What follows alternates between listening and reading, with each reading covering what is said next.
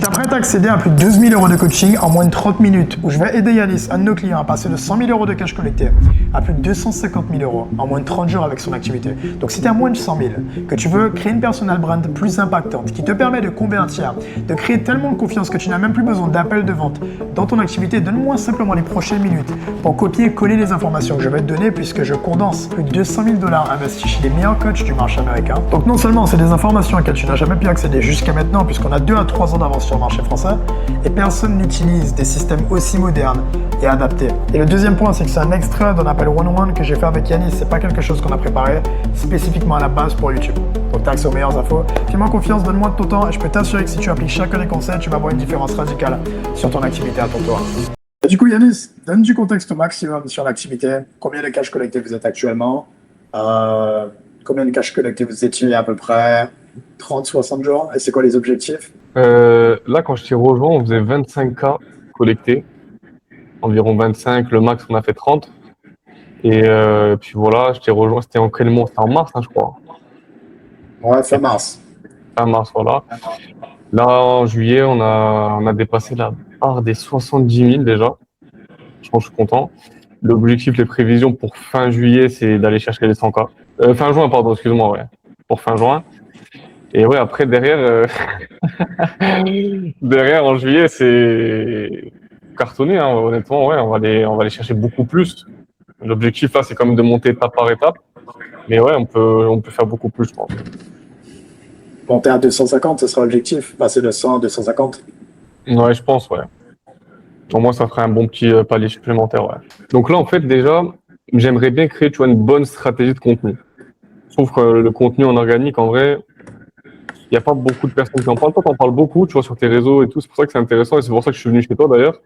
Mais je trouve que, voilà, là, j'ai vraiment besoin de mettre en place une très bonne stratégie en organique. Et tu vois, je peux plus, parce que, tu vois, il y a différentes étapes, il y a différents steps, on va dire, voilà, quand tu es entre 10 et 20K, 10 et 30K, et quand tu veux passer une étape au-dessus, tu vois, c'est assez différent. Donc ouais, concrètement, là, pour aller chercher plus en organique, bah, je sais que j'ai besoin d'une strat quand même assez propre, tu vois, et pas juste poster du contenu et faire comme tout le monde dit sur Instagram, voilà, tofu, mofu, bofu, oui, c'est bien, tu vois, mais je pense que j'ai besoin de rentrer plus en profondeur, d'apprendre vraiment à être plus intentionnel sur mes vidéos, sur chaque vidéo, sur chaque reels. Donc ouais, m'aider à être plus intentionnel, plus pertinent et vraiment en fait, parce que nous, notre domaine d'expertise, ça reste ce qu'on enseigne. Donc moi, en l'occurrence, pour ceux qui ont regardé la vidéo qui ne savent pas forcément, moi je fais du e-commerce avec TikTok Shop et c'est là où je suis expert sur ça. Mais aujourd'hui, c'est vrai que montrer mon expertise sur les réseaux sociaux et montrer que je suis legit et vraiment montrer aux personnes que je peux vraiment les accompagner, c'est un peu plus compliqué. Et j'ai vraiment besoin de montrer voilà, que je suis ultra pertinent. Le ressenti qu'on a avec toi quand on regarde tes vidéos sur Instagram. Quand on regarde tes vidéos sur Instagram, en fait, même avant même d'acheter quelque chose, ben, j'ai déjà appris des choses quand on regarde tes vidéos. Et ben en fait, je veux vraiment transmettre la même chose sur mon contenu, à moi aussi. Ok. Créer plus de confiance avec leur avant qu'ils te paient, faire en sorte qu'ils puissent te voir comme une autorité, et faire en sorte qu'ils soient déjà convaincus avant l'appel de vente. Exactement. En fait, être vraiment une autorité par rapport au service que je propose. Comment tu sépares ta stratégie de contenu actuellement? Alors aujourd'hui, moi j'ai différents formats. Donc ça reste du tofu, mofu, bofu. Je vais avoir des contenus qui vont permettre en fait d'acquérir de la visibilité, donc des vues, des abonnés, ce genre de choses. Pour par la suite faire en sorte voilà, qu'ils s'abonnent potentiellement pour voir mes autres contenus, où ça va être plus mofu, où je vais parler plus de mon domaine d'activité, comme quoi voilà, je fais du TikTok Shop, du e-commerce, etc. Et après, tu vas avoir vraiment le bofu à la fin, où ça va être tout ce qui va être rediffusion de coaching, les podcasts avec les élèves, ce genre de choses, pour montrer voilà, vraiment la preuve externe, tu vois. Ok. Ça que je vois. J'étais en appel avec Sway, il m'a fait réaliser ça et c'est ça que tu peux mettre en place assez rapidement sur le contenu en organique.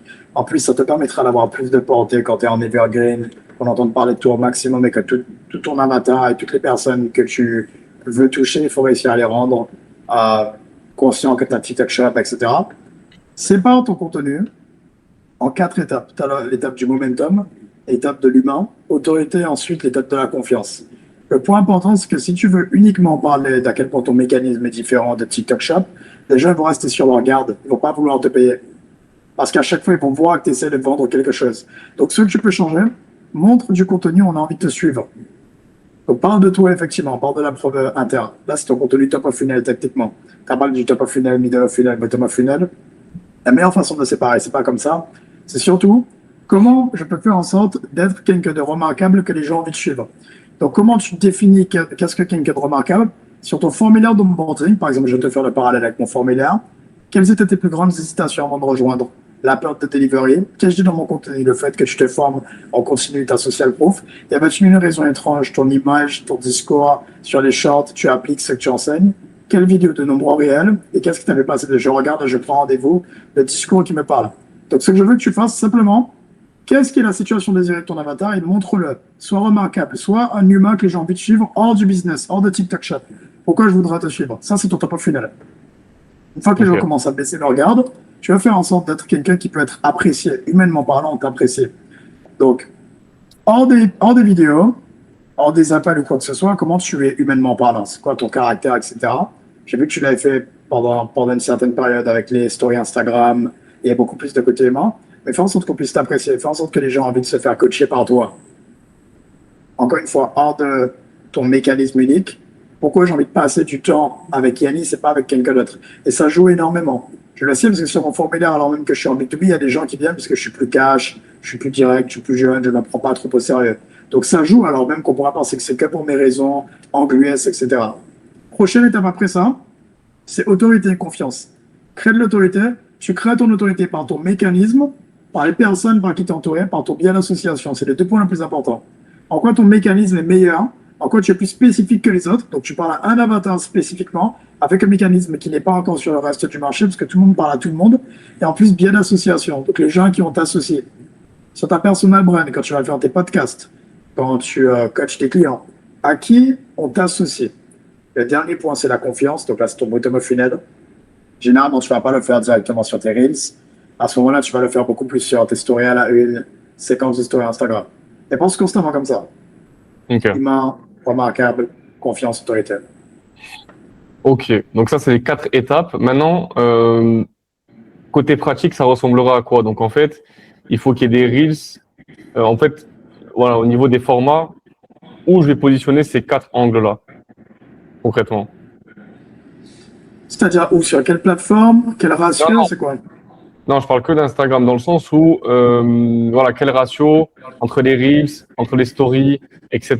Où est-ce que je positionne ces angles-là? Par exemple, le côté humain, est-ce que ça va être uniquement en Reels, ça va être uniquement en story ou les deux? Tu vois, c'est vraiment ça où j'ai besoin de plus de précision. Ah, c'est pour ça. Momentum, donc tout ce qui est du type remarquable, quelqu'un qu'on a envie de suivre, purement sur les Reels. Pour aller toucher les nouvelles personnes, en plus, tu pourras le mettre en âge parce que tu peux quand même parler de ton mécanisme. Ça reste juste simplement accessible. Tu parles de toi. Ça peut être au contenu storytelling. Je parle de ton histoire, comment t'en es arrivé à là où t'en es actuellement, où est-ce que tu étais il y a quelques mois, il y a quelques années. Ça, c'est sur les Reels. Tout ce qui est humain, même chose sur tes Reels, mais également sur tes stories Instagram. Parce que souvent, les gens qui veulent voir que tu es quelqu'un qu'ils peuvent apprécier, ils sont déjà abonnés par le contenu Momentum et vont voir qu'ils t'apprécient par les stories Instagram qu'ils vont voir quotidiennement, justement. C'est pour ça que c'est important de ne pas tout le temps faire des séquences de stories où tu essaies de convertir. Une story où tu montres que tu es humain, une story où tu montres quand tu es avec ta famille ou quand tu es avec des amis ou des personnes de ton business, ça reste une séquence de story. Parce que l'intention derrière, c'est de créer de la connexion avec ton avatar client. Donc, c'est peut-être pas dans la forme une séquence de story, mais ça reste une séquence parce qu'il y a une intention derrière. Ensuite, tout ce qui est autorité, toute autorité, tu vas l'écrire sur Carousel, parce que du coup, ça te permet de recycler toute l'audience qui est déjà abonnée. Sur tes Reels, mais tes Reels épinglés. Spécifiquement tes Reels épinglés. Donc, tu épingles que ce soit tes 3 posts ou tes Reels épinglés, plus également tes stories à la une et tes stories Instagram de temps en temps. Et ensuite, tout ce qui est confiance, story à la une. Je ne sais pas si tu as déjà le compte secondaire de l'accompagnement avec tous les témoignages. J'ai créé le compte, mais non, j'ai pas encore mis les témoignages dessus. Non. Ça va faire une différence radicale parce que quand tu vas booster en ads, tout est ce qui performe le mieux, c'est important que les gens voient que tu es une autorité rapidement. Parce que si quelqu'un visite le profil et qu'à sa première visite, il ne te voit pas comme une autorité, c'est terminé. Sa perception de lui, elle est au plus bas. Il va rarement revenir sur le profil. Quand quelqu'un visite la première fois, soit ils ne vont pas s'abonner, soit ils vont voir quelques stories, ils vont repartir, et la probabilité qu'ils ne te renvoient pas, elle est très élevée.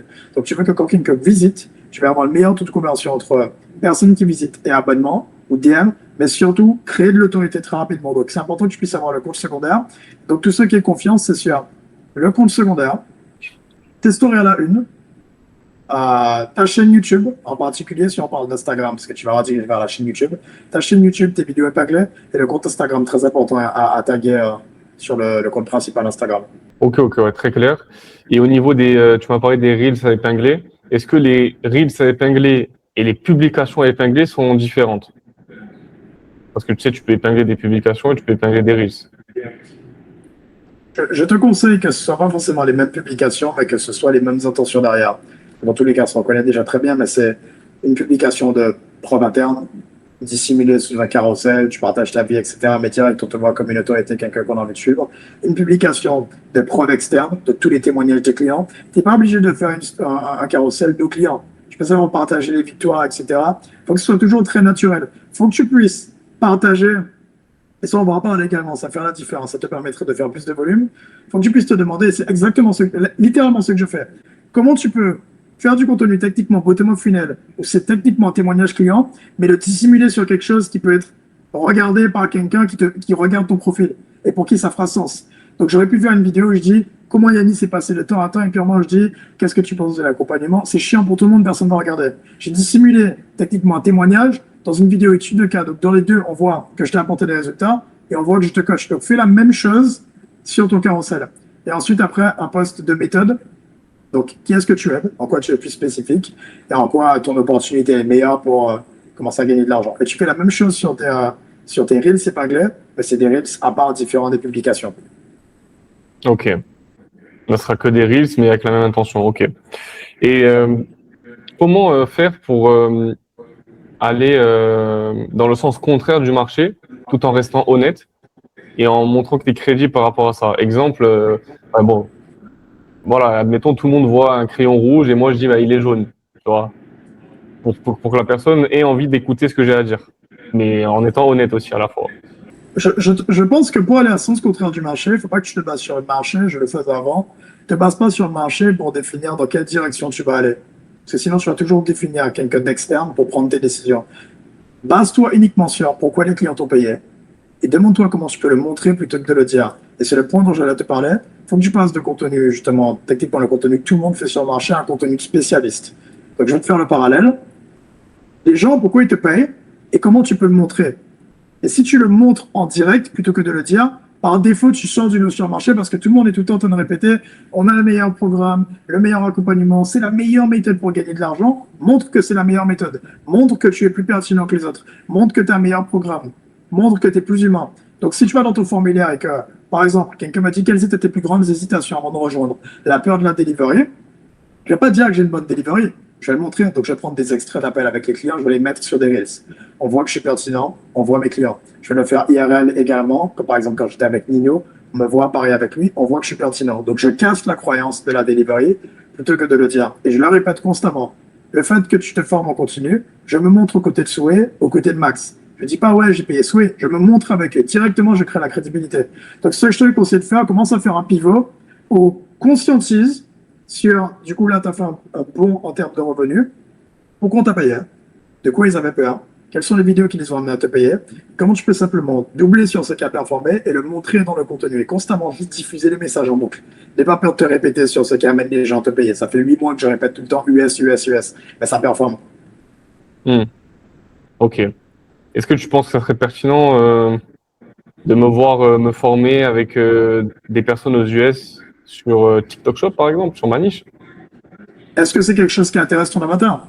Encore une fois, tu peux faire 20% d'innovation, tu testes des nouvelles choses, mais 80% du temps, il faut juste que tu doubles sur pourquoi les gens t'ont payé. Si par exemple, il n'y a personne qui te paye parce qu'angle US, qui t'a payé pour d'autres raisons, double sur l'angle pour lequel on t'a payé. Moi, j'ai pas fait l'angle US parce que je trouve que c'est bien. J'ai vu qu'en fait, sans même m'en rendre compte, j'ai commencé à parler de William Brown. J'ai vu qu'il y a 3 personnes qui m'ont payé, qui m'ont dit William Brown. J'ai vu que j'ai payé un autre gars. Même chose, le pattern s'est répété. Donc j'en ai fait mon angle parce que les clients ont décidé que c'était l'angle. D'accord. Bien sûr, ouais, ça fait du sens. En gros, c'est pas toi qui dois décider de l'angle, c'est juste tes clients qui te payent qui doivent en décider, quoi. C'est ça, c'est le marché qui décide. Ok. Je vais revenir sur les contenus. Est-ce que tu arriverais, bon, c'est pas ta niche, mais est-ce que tu arriverais, voilà, à me donner des exemples en fait de contenu pour chaque post que je dois faire? Petit message rapide, si tu es infopreneur coach et que tu es entre 25 à 30 000 euros par mois, on aide avec 3 leviers. Le levier de l'information. On a accès aux meilleures informations du marché. Et la raison pour laquelle je te le dis, c'est qu'on a investi plus de 200 000 chez les meilleurs coachs. Et surtout, on a ramené ces informations. Je ne suis pas là pour te prétendre que j'ai simplement investi. Ce qui fait la valeur des informations qu'on a, c'est qu'on les a surtout adaptées au marché français. J'imagine bien que le marché américain est complètement différent en termes de mentalité, d'habitude d'achat ou même de façon de vendre. Et donc, on a pu voir qu'est-ce qui fonctionnait, qu'est-ce qui peut être adapté, qu'est-ce qui fonctionne sur le marché français pour prendre de l'avance. Avoir des meilleures méthodes sur l'acquisition, le marketing, la conversion. Le deuxième point, c'est le levier de l'humain. Si tu as besoin de bons setters, de bons closers dans ton équipe, on va te placer ces personnes. Et le dernier point, c'est le levier des outils. Donc juste pour te faire un topo rapide, on a accompagné plus de 170 entrepreneurs, que ce soit sur la santé, le make money et les relations. Et on a investi chez tous ces coachs que tu vois ici dans un seul but, que tu puisses prendre de l'avance, te différencier, quitter la classe moyenne du marché qui sont bloqués entre 25 et 30 000 euros par mois, sortir du business pour ne plus être bloqué dans l'opérationnel parce que j'imagine que tu fais encore tout toi-même. Et pour finir, maximiser ton impact et ton profit. Donc je te laisse revenir à la vidéo. Si ça fait sens, tu peux simplement cliquer sur le lien en dessous. Tu auras une vidéo où je t'explique le tout beaucoup plus en détail et tu pourras, comme tu le sais, réserver un appel. Je te laisse retourner à la vidéo.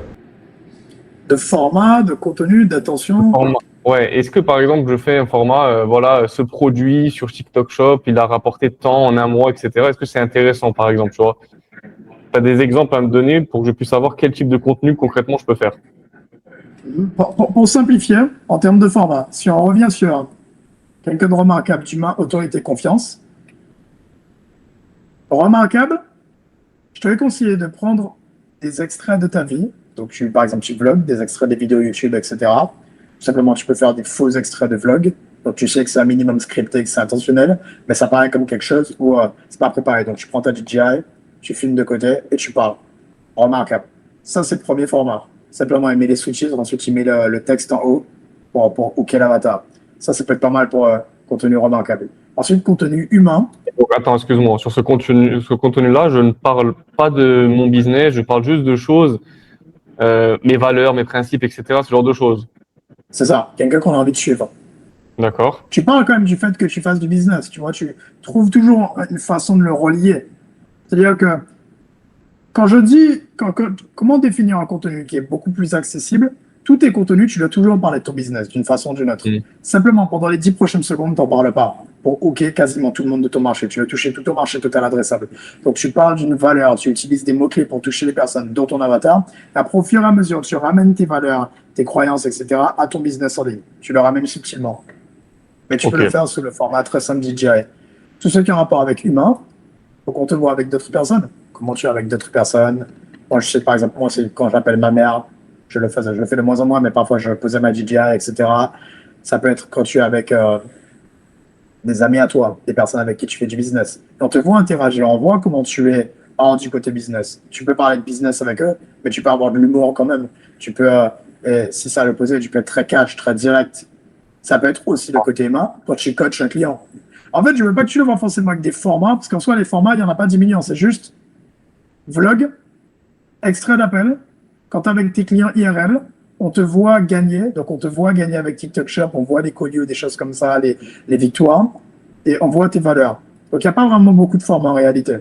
Et le format Fastcap qui performe très bien, très bottom-up funnel, où tu vas créer de la confiance, tu vas sûrement parler d'un client, parler de ta méthode.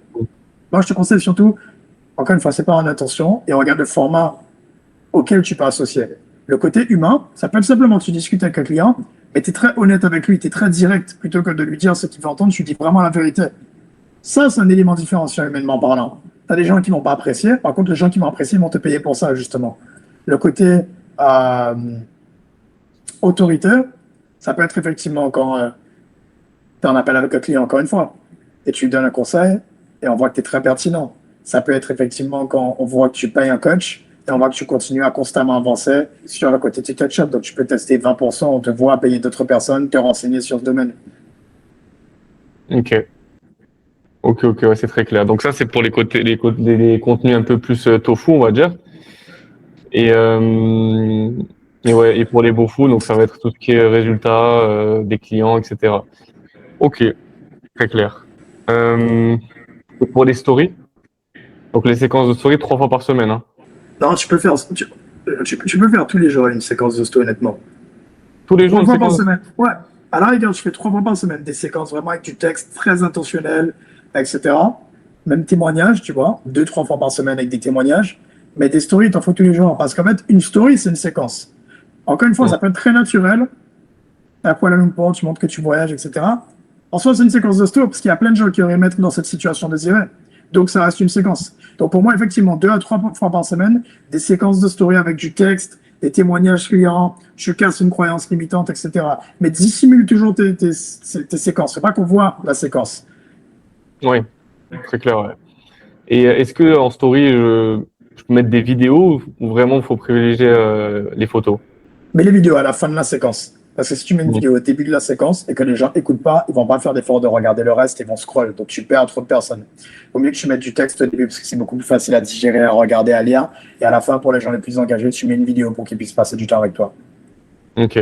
Et pour toi, c'est quoi le bon ratio entre la première story et la dernière story en termes de perte de vue, de perte d'audience? Je vais te dire, tu vas aller sur un scale rapide. Entre 8 à 15% de taux de drop-off maximum à peu près. Ok. Ça, c'est une 8 à très bonne 15. séquence. Ok.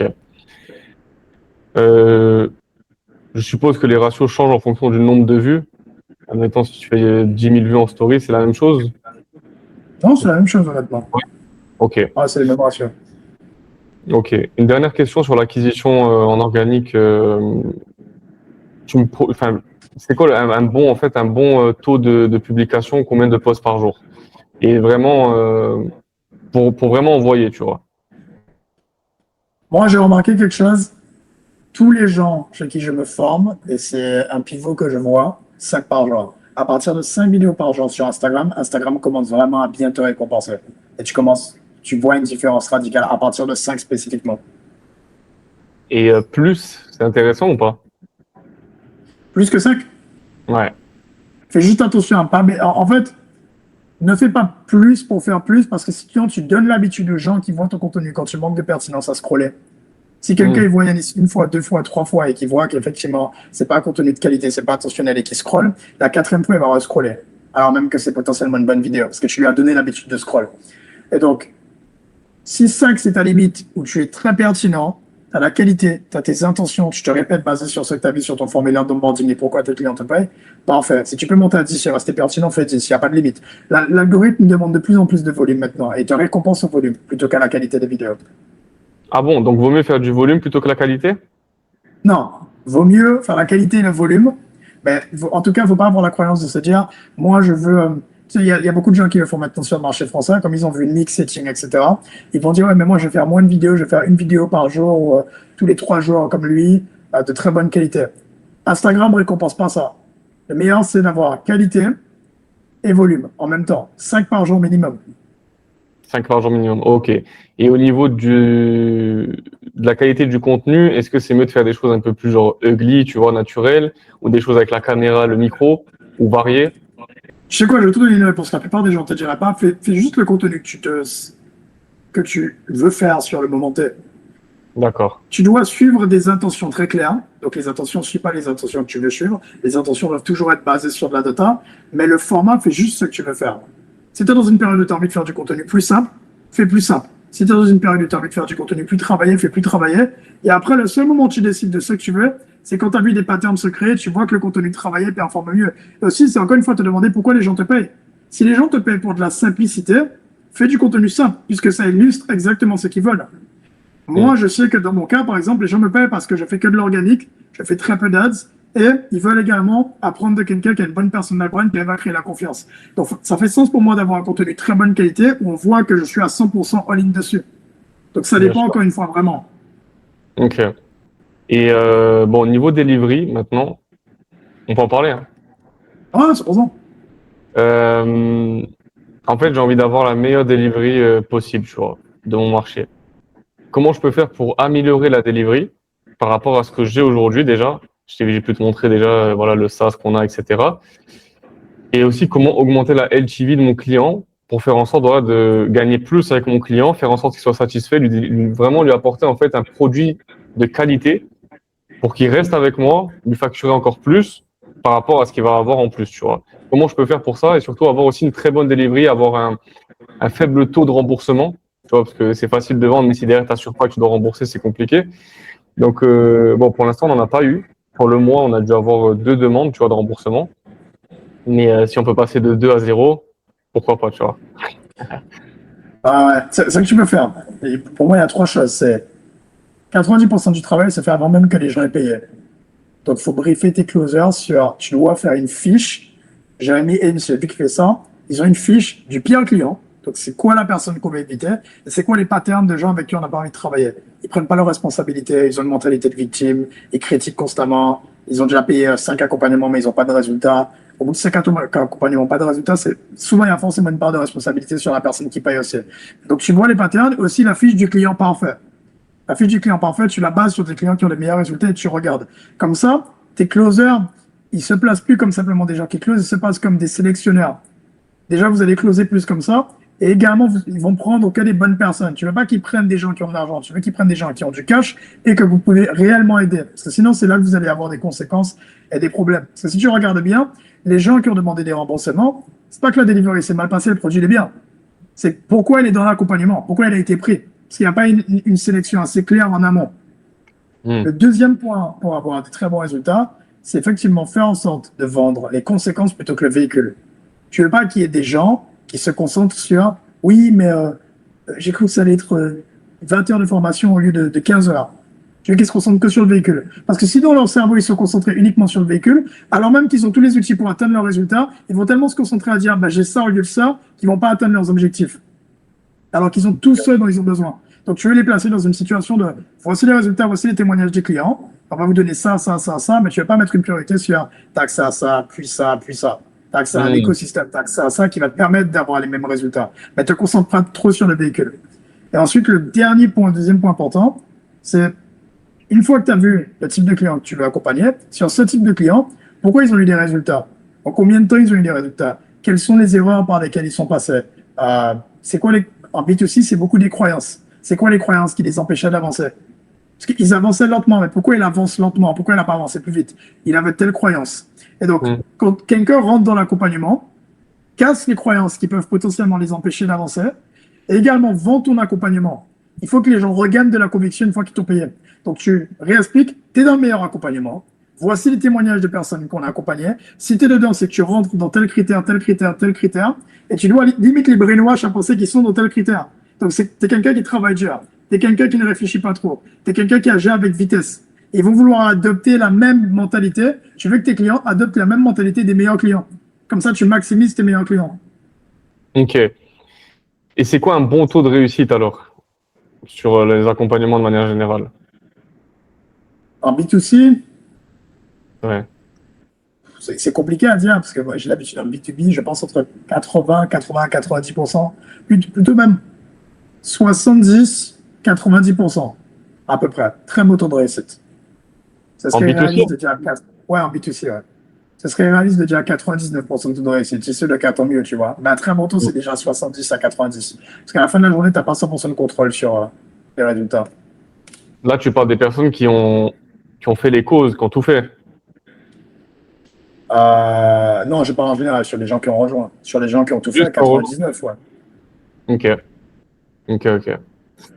Et ouais, du coup, comment améliorer le produit? Parce qu'en fait, j'aimerais être plus proche que eux, mais avec l'offre que j'ai actuellement, c'est un peu compliqué, tu vois, de proposer par exemple du one-one avec tout le monde ou ce genre de choses. Donc, est-ce que j'augmente le prix pour proposer par exemple un service plus intéressant pour eux, où ils vont avoir plus de suivi, etc., malgré que c'est très bien déjà à l'heure actuelle, hein, mais ça sera moins accessible pour les gens? Ou est-ce que je reste dans l'accessibilité et j'essaie de répartir mon temps avec tout le monde? Non, justement, tu dois devenir de plus en plus inaccessible et en plus, tu auras des meilleurs clients et les gens seront plus satisfaits. Parce que ce qui va se passer, et c'est le problème, ton temps va devenir de plus en plus limité. En essayant d'être accessible, tu vas mal le faire. Et les gens, quand il n'y a pas de deadline très clair, ils vont dire mais au final, Yanis, il me donne accès à lui, mais il ne le fait pas à 100%, donc le produit n'est pas bon. Voilà comment ils vont réfléchir. Parce que tu pourras jamais être à 100% ici, puis ici, puis ici. Donc, sépare tes offres de façon très claire. Il y a une offre où ils n'ont pas accès à toi, où ils ont accès à un appel par mois, quelque chose de très limité.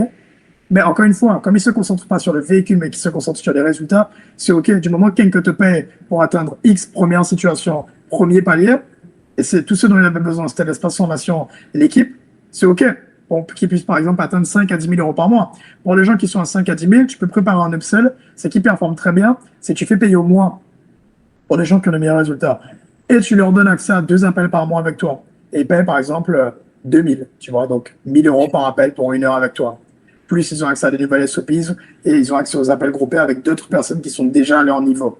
Donc, qui sont déjà à 10, 15 000 euros par mois.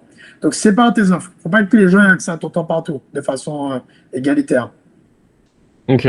Donc, en gros, je fais une offre de base et une offre upsell pour les personnes qui ont réussi avec la première offre, où là, ils auront plus d'accessibilité à moi, on va dire.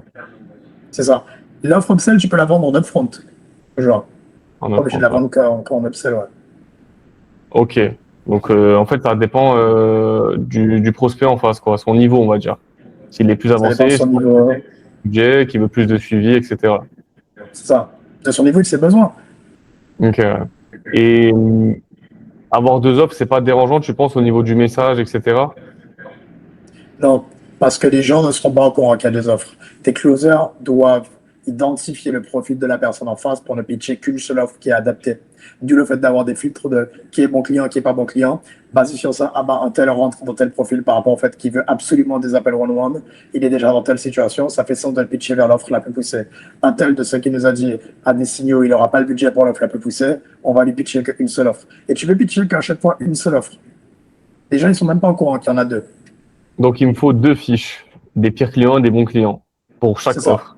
Une par Tu peux offre. faire une fiche évidemment, mais voilà, tu as 2 parties. Oui, bien sûr. Ok. Ok. Maintenant, comment augmenter la LTV? Donc, on a vu ouais, par rapport à l'upsell, mais est-ce qu'il y a d'autres choses? Est-ce que je peux faire? Est-ce que je fais un SaaS? Est-ce que je fais des masterminds, ce genre de choses? Comment pour augmenter la LTV, sur ton SaaS sur l'espace client, donne accès à toutes les ressources les plus importantes dont ils ont besoin pour encore une fois atteindre une certaine situation. Mais pour les gens qui consomment le plus, fais payer. Donc, à partir d'un certain stade, pour accéder à certaines fonctionnalités de façon plus poussée, donc plus de conversations, poser plus de questions, je crois que tu as une IA qui relie, etc., des choses comme ça, à partir de certains cas, bah, ça devient payant. Et comme ça, tu construis du revenu récurrent. Honnêtement, ça, c'est trop complexe, parce que si tu regardes bien, tu fais les maths, la barrière à l'entrée pour payer 97 euros par mois, elle est très élevée dans le cerveau des gens, parce que c'est quand même par mois. Et par contre, du coup, le revenu que ça te rapporte en retour, il n'est pas assez élevé. Donc, je t'ai vraiment conseillé, concentre-toi sur offre upsell, offre cross-sell. Donc, c'est quoi un besoin qui peut arriver une fois qu'ils veulent atteindre un autre niveau? Donc, quelqu'un t'a payé 2 3 000, quel que soit le pricing. On va pas donner le pricing, mais quelqu'un t'a payé sur ton offre. Il veut atteindre une certaine situation. Là, il commence à avancer. Par exemple, on va dire, tu vois une formation dropshipping.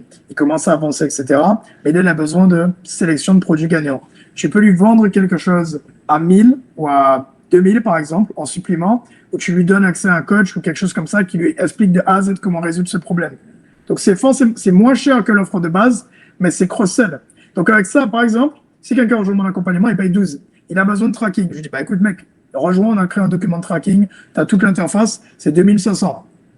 14 500. Et ensuite, une fois qu'il a des résultats, une fois qu'il passe à 100 000, je lui prends les 12 000 restants sur le deuxième. Donc, ça augmente encore. 12 000 plus 12, 24 plus 2, ça, je suis déjà à 26 000. Et en plus, après, si je prends un pourcentage ou que je lui demande de payer tous les mois pour rester se faire accompagner et qu'on monte à 200 et que je demande 4 à 5 000, tu vois comment je maximise la LTV? Donc, je ne t'avais pas conseillé de faire le SaaS, je t'ai conseillé offre de base, cross-sell, upsell.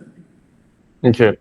Mais tu vois, il y en a qui vont te dire, il y a certains clients qui vont te dire, ouais, mais en fait, on paie l'accompagnement, mais il n'y a pas tout dedans, etc. Comment tu gères ça? Est-ce que tu en as déjà? Ouais. Moi, je sais qu'avec mon personnage, je vais en avoir. Tu vois. Si c'est bien présenté, c'est très rare que des gens te disent ça. Et Ok. encore une fois, du moment que tu leur apportes, tu résous, tu donnes la solution à un problème qu'ils ont créé eux-mêmes. Parce que si quelqu'un avance très très bien, il avance très très bien, et qu'il arrive à par exemple 5000, mais que maintenant le problème qu'il a, c'est qu'il n'arrive pas à traquer, il ne peut pas se plaindre. Parce que ce n'est pas le but de l'accompagnement de base qu'il a payé. C'est lui qui a créé le problème avec ta solution qui fonctionne. Donc il a besoin de traquer, tu donnes une solution. Il ne va pas te dire que c'est pas bien. Donc c'est juste simplement, du moment que tu viens résoudre un problème par rapport à la solution que tu as donnée initialement, c'est complètement OK. C'est très rare que tu te prennes l'objection. Et si tu l'as, tes closers ils cassent l'objection en disant ce que je viens de dire. Ok. Et ouais, on avait pensé aussi à mettre en place une offre où les meilleurs élèves, en fait, on leur prend un pourcentage et on travaille avec eux sur leur marque TikTok Shop où en gros, on va venir leur positionner, voilà, des affiliés, ce genre de choses, tu vois. Mhm. Donc, est-ce que c'est intéressant ça aussi pour augmenter la LTV ou c'est beaucoup de travail pour rien? Non, c'est pas beaucoup de travail pour rien, parce que s'ils font beaucoup, c'est très, très bon levier. Euh, Comment nous on structure? On a 2 à 3 clients done for you, chez qui on prend 30% du profit sur les systèmes qu'on a mis en place pour eux. Tu veux, très important l'erreur à pas faire, ça peut rapidement devenir un problème sur le business principal, c'est que tu veux prendre un pourcentage, mais tu vas avoir une équipe dédiée à ça. Tu ne veux pas donner accès à tes monteurs qui gèrent ton contenu ou qui gèrent le contenu d'autres clients sur la partie done for you. Tu ne veux pas sacrifier ton équipe sur ta source de revenus principale pour le done for you. Donc, recrute une autre équipe, demande-toi de qui tu as besoin. Donc, ça peut être monteur, designer, etc. Et recrute une équipe à part qui prend sur les 30%, les 40% que tu prends, un pourcentage. On va dire qu'ils prennent 10-15% et tu prends le reste ou ils prennent la moitié, etc. Par rapport à la charge de travail et l'impact qu'ils ont. Si tu n'as vraiment pas envie de travailler, tu donnes la moitié. Si tu as envie de garder vraiment une part de contrôle et que tu es prêt à mettre du temps, ce que je te conseille pas. Je te conseille de rester focus sur ton business principal. Tu mets une équipe dédiée et tu prends un pourcentage. Ok. Ok, ok. Bon, bah, c'est très clair, hein. Tu as répondu à la majorité de mes questions, 100%, hein. C'est clair, hein. 250 000, on va tout documenter comme ça. 250, on fait notre vidéo. hein. Ouais. Là, c'est quoi, toi, tes prochaines étapes? Si tu vas en parler en vidéo. Moi, je peux en parler les prochaines étapes. Je vais pas donner tout mon plan en détail parce que sinon il y a des gens qui vont copier. Mais là, c'est simplement, j'étais pas mal focus sur la delivery, les clients done for you, le SaaS sur le marché américain. Là, je me refocus. Donc, c'est pour ça que je reprends du focus sur YouTube, les vidéos comme ça. Là, j'en ai encore plein à faire aujourd'hui et demain. Mhm. Donc, me refocus sur le B2B, bien monter à 350, 400 000 euros par mois, prendre tout le marché total adressable qu'il y a. Mon avatar, c'est déjà à 30, 40 000 euros par mois. Et on a une offre également pour ceux qui sont en dessous, parce que c'est pas tous les coachs qui sont à 30, 40 000 par mois sur le marché français. Et une fois qu'on a fait ça, simplement, on a le SaaS aussi qu'on va mettre en upsell, simplement construire le maximum de revenus, parce qu'on a les meilleurs clients sur le SaaS qui l'utilisent. Tous les gens à 100 000, etc., ils vont les utiliser. Donc, continuer à monter en termes d'échelon et aller toucher les meilleurs infopreneurs. Et après, la deuxième partie du plan, ça, je peux pas donner. Ça, je te l'avais donné quand on était en appel, mais ça, je vais pas le donner sur YouTube. Ouais, bien sûr, ouais. Ok. Bon, ben, bon courage, hein. On verra qui va y arriver en premier entre toi et moi, alors. Qui arrive à 500 cas par mois en premier. Let's go. Let's go, mon homme. Let's go.